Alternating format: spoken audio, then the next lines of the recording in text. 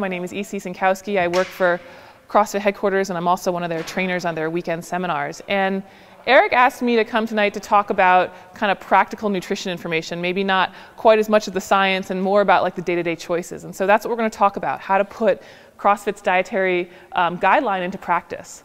And when I talk about CrossFit's dietary guideline, it's really the first two sentences of what leads off our elite fitness in 100 words. And I've got it up on the board, and I'm sure you've heard it before. Eat meat and vegetables, nuts and seeds, some fruit, little starch, and no sugar. And the second sentence is, keep intake to levels that support exercise, but not body fat. And so what we're going to do is we're kind of going to walk through this and kind of unpack it in terms of making those day-to-day choices. But before we get into that, we kind of got to go over a few different basic concepts. And the first is food is our fuel for metabolism. Metabolism is all of the chemical processes that go on necessary to maintain life, also to produce energy, to do CrossFit. And food gives us nutrients for metabolism, and we really classify those nutrients in two different broad categories. There are macronutrients and micronutrients. For the macronutrients, we have three of these. I know you all know what they are. What are they? Carbs, protein, and fat, correct.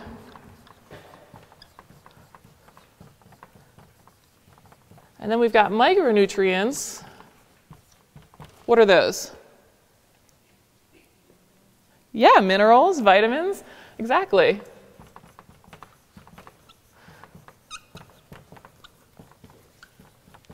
And so the distinguishing characteristic between macro and micronutrients, I mean, the name sort of gives it away with macro and micro. Macro you need in large quantities, micro you need in small quantities. So macronutrients are the significant source of calories to the diet, micronutrients not so much.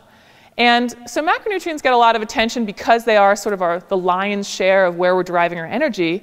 But we can't blow off micronutrients completely because those are also very necessary for optimal health and performance.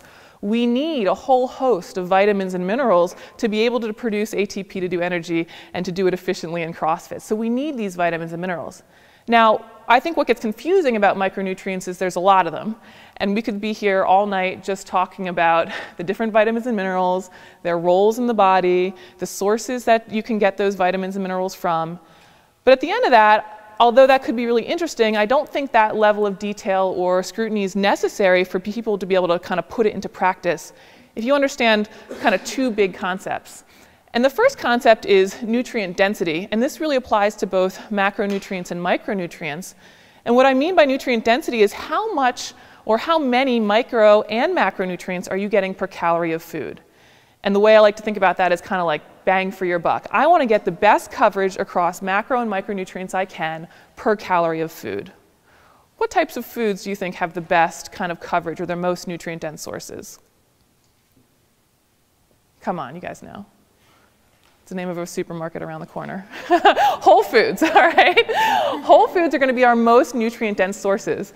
Something that looks like how it exists in the environment. As soon as something is processed, we have nutrient loss. So in terms of getting the most bang for our buck, the most macro and micronutrients that we need for health and performance, we're going to rely on whole foods. The other concept besides nutrient density is kind of nutrient synergy. And what I mean by that is whole foods have a whole array of vitamins and minerals within each one. So carrots, for example, people will say, well, that's a really great source of vitamin A, and that's true, but it's also a source of vitamin E, vitamin B6, iron, etc. And what research is sort of showing is that when we take in vitamins and minerals in these whole foods, it's better for us and it's more beneficial than if we were to take out a single mineral, a single vitamin, isolate it in supplementation. Meaning there's a synergistic effect of those vitamins and minerals in the whole food that we haven't been able to reproduce ourselves as man in isolation. Does that make sense? Cool. So we're not going to go over all the different micronutrients tonight, but if you keep in mind, hey, I can get a lot of them from nutrient-dense foods, and that's going to be whole foods, and they're better for me in that combination, that's all you really have to know. Except for we do recommend fish oil just because it's so hard to keep omega-6s out of our diet. Now, if you eat grass-fed and pasture-raised meat and you really limit your nut consumption and you eat fish a few times a week, you actually probably don't need fish oil. But for other people, you eat out more often, you have this nut consumption, that's when we do recommend some fish oil to try to counteract that omega-6 and omega-3 balance. And that's going to be about on the order of 3 grams of EPA or DHA. And I was trying to think of a way to come up with explaining how to answer your own nutrition questions. I mean, I'm happy to answer as many questions as you have at the best of my ability, but I would kind of want to try to convey, like, well, what's kind of the thought process to go into, should I have this or should I not have this? And nutrition always brings up the what about questions, you know, what about honey and what about dairy and what about, you know, dried fruit, you name it. And typically I kind of come back to that person with 2 questions. The first one is, well, where are you relative to where you want to be? And 2, how much are we talking about? The first question, where are you relative to where you want to be? Are you lean? Are you fit? Are you healthy? That's going to tell us, you know, are you, in excess already? Or are we at levels that are supporting exercise? Obviously, when we're excess, that's probably going to lean us towards, hey, maybe this less desirable food is not something we want to include. The second one was, well, how much are we talking about? Because quantity is always going to matter to some degree. You know, honey is a great example. I get questions about honey all the time, right? Honey's paleo. And so people will tell me, oh, you can have it. It's paleo. It's perfect. And then if we talk about what honey really is, it's that sugar source, right? And I even said that it's a little bit higher fructose than glucose in honey. So we probably don't want to rely on it a huge amount. And so people say, oh, you should never have honey. It's terrible for you. It's just like sugar. It is sugar. There's probably sort of a middle ground there. I mean, imagine this scenario. Imagine I had a lean CrossFitter who comes up to me. They're fit. They're performing well. No known health effects. And they say to me, well, you know what? My diet's meat and vegetables and fruits, but I put a half tablespoon of honey every morning in my coffee. Should I give up the honey? It's like, well, sounds like performance is going well. You're really lean. It's not an excessive amount. It's a controlled quantity. Go for it. You know, I don't hear a lot of sugar is in their diet elsewhere. Keep it up, is what I would say. I've had the other situation where I've had people who are looking to lean out, and they're on, let's say, a paleo challenge at their gym, where it's a challenge, based on just quality of food, not necessarily any quantity. And they'll say, well, I know honey's paleo. Can I include it?